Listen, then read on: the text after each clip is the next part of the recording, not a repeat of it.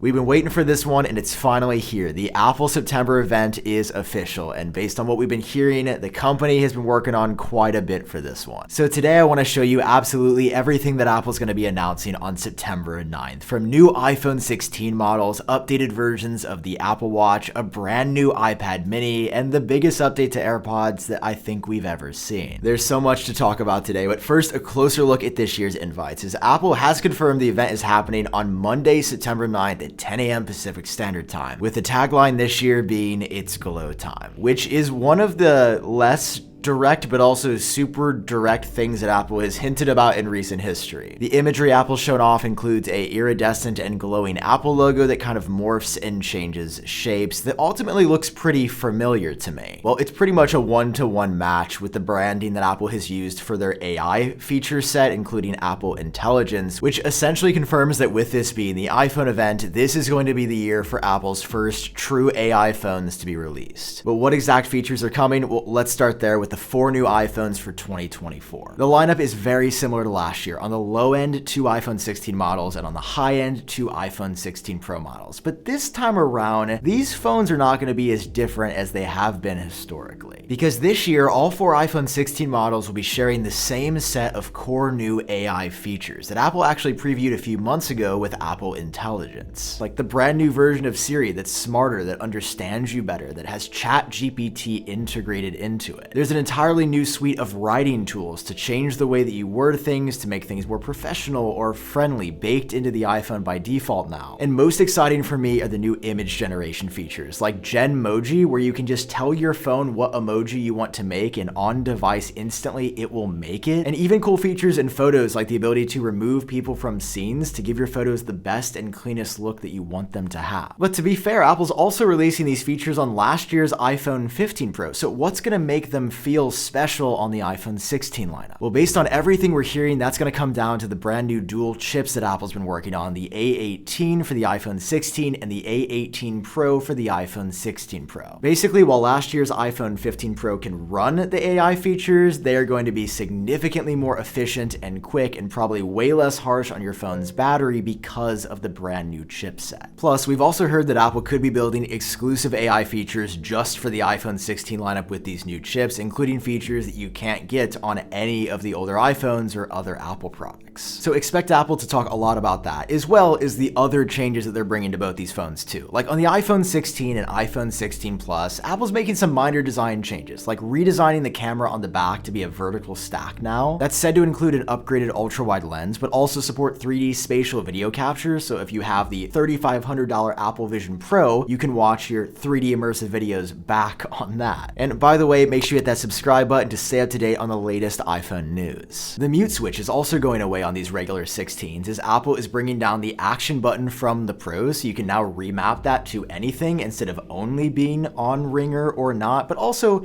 if you ever use your phone off silent, I don't know. I don't think you're a real person, because nobody does that. That's the first of 2 new buttons this year on the iPhone 16, as below the power switch, Apple is adding a new dedicated button for photo and video capture. Rumors are calling it the capture button, and it's going to be a bit different than buttons on the iPhone in the past. It's going to be a solid state vibration only button, similar to the home button on an iPhone 7 we're hearing, which means it will support new kinds of gestures. You'll be able to like long press to focus a photo, or press down hard to capture a photo. You'll be able to slide over left or right to zoom in or out on your lenses. And there's said to be other gestures too, like switching between the photo and video modes. Basically, the goal is to bring the best parts of a traditional digital camera down to a more tactile shooting experience on the iPhone, which I do think is going to be a hit. We've also seen the 5 new colors for this year: black, white, a darker blue, brand new turquoise green option, as well as pink making a comeback. Everything else though, from USB-C on the bottom to the same 6.1 and 6.7 inch screens with dynamic island on top, that is staying the same. Of course, if you're like me and you do want a bit more, there are the Pros, which Apple is making the screens larger this year. They're going to be the largest iPhones they've ever made, increasing about 0.2 inches on each up to 6.3 and 6.9 inches now, which means the actual size of the phones are increasing too. Also getting bigger this year are the physical batteries on the inside. Apple's said to be using a new stacked battery technology for the first time, which allows them to essentially fold more batteries battery material up into the same spot so they can increase the physical capacity quite a bit. One rumor is saying almost a 10% year-over-year increase for the smaller iPhone 16 Pro, which is a really big deal as battery life has not been great for me. So to make sure my iPhone is always charged up, I partnered up with Ugreen, who sponsored today's video, to show you their brand new Ugreen Nexode power bank with a 20,000 milliamp hour capacity and 130 watts of power output. The design has been optimized to be super light and compact, so it's always easy to carry with you. It's built around a column design that maximizes the use of internal space that also looks really good. And with the two USB-C ports and the single USB-A, you can charge up all your devices at the same time, including a MacBook and an iPhone and a third device as well. And with the TFT Smart Display on front, you can monitor all this information in real time, like the battery power, remaining charge time, voltage, current, and more. It even supports up to 100 watts of power output on the first USB-C, which charges an iPhone 15 to 55% power in just 30 minutes, or a MacBook Pro 16-inch to 43% power in 30 minutes. Or if you're looking for something just a bit smaller, there's also the Ugreen Nexode power bank, 12,000 milliamp hours with 100 watts of power output. And right now you can grab either one of these power banks when you use my links down below in the description. A huge thank you to Ugreen for sponsoring this one. I absolutely love this stuff. Now let's get back to it. These new batteries will also now be metal plated, which should allow for better heat dissipation and longevity of the battery over time. And if you do run out of battery, well, Apple is going to allow you to charge these faster, with a rumor saying up to 40 watts wired or 20 watts wireless with MagSafe, which are both huge jumps over the 27 watts and 15 watts we have respectively right now. But of course, if you're buying an iPhone 16 Pro, you're also probably doing it for the cameras. And Apple is extending their lead on the Pro's cameras once again with a couple of new options, like the ultra-wide camera getting the 48 megapixel sensor, the 5x telephoto zoom lens coming down from the biggest Pro Max to the regular Pro this year. And to capture the highest quality content, there's going to be a new photo format for even higher resolution photos and recording Dolby Vision video at a higher resolution than before. Also, the new capture button is coming on the Pros as well, and it's said to work pretty much exactly here as it does on the cheaper iPhone 16s. As for the Pro colors this year, not a whole lot happening. There's going to be a new flagship gold titanium option that I do think looks pretty good rendered out here, but the other three colors of black, white, and natural gray will remain again. Again though, all things considered, physically with these phones not changing this much, the new AI features are going to be the reason you want to buy these. Next up for Apple's September event, the two new Apple Watches. Starting off with the Apple Watch Series 10. The displays on the Apple Watch Series 10 are going to be the largest they've ever been, increasing in size now to 45 and 49 millimeters, making the largest regular Apple Watch actually the same screen size as the Apple Watch Ultra, so it's gonna be pretty big. That being said, the casing of the Apple Watch is said to get even thinner this year, potentially making these one of the thinner Apple Watches, but aside from those two changes,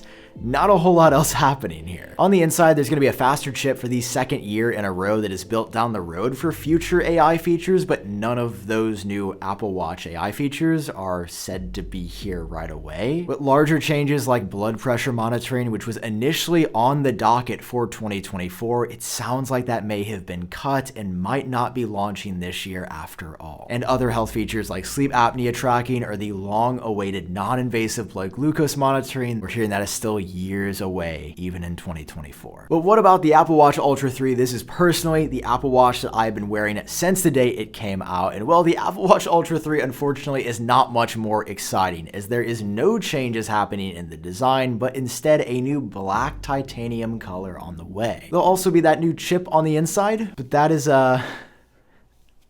I mean, I want to just like make up something to make it sound more exciting, but no, there's really not much happening for these Apple Watches. And while there was supposed to be that initially huge Apple Watch update this year with a major redesign, sounds like we'll be waiting for that for yet another year. Next up, as I was editing, we just got some breaking news that Apple is likely going to be updating the iPad mini as well at this event. It appears that stock around Apple stores is starting to run low, and there have been rumors all year long that a new iPad mini was just around the corner. That being said though, the update this year is going to be pretty modest, as Apple is just doing a spec bump update where they swap out the chip on the inside to now support all of the new Apple Intelligence AI features, as the current iPad mini was not on the list of support for those. If you were hoping for bigger iPad mini changes, yeah, it doesn't seem like those are happening this year. But that being said, Apple does have one other product coming at this event that is going to be a massive deal, and it's probably going to be the sleeper update for this entire event. And that is the brand new version version of AirPods 4th generation. See, Apple last updated these almost 3 years ago back in 2021, and since then they've been positioned as their mid-tier AirPods. A little bit better than the AirPod 2 Basics, not as cool as the AirPod Pros. But this year, Apple's basically taking the best parts of all of their AirPods and putting it into this single product. AirPods 4 are said to be getting an updated design, one that's a direct cross between the current AirPods 3 and AirPods Pro that support noise cancellation, which means AirPods 4 will support active noise cancellation, marking the first time Apple has brought down that feature from the Pros. On the inside, they're likely getting the AirPods Pro H2 chip, which should improve audio quality, especially in the bass range, but also extending battery life by potentially up to an hour. But Apple didn't stop there with the Pro features, as the AirPods 4 case is said to be basically the exact same as the AirPods Pro 2 case, the one that has USB-C on the bottom, the speaker and Find My functionality built in, potentially a cutout for the lanyard loop, and even the ability to charge it with an Apple Watch charger, which altogether makes AirPods 4 sound like an incredibly compelling update. And as somebody who runs with my AirPods 3 because they fit better in my ears than the Pros, I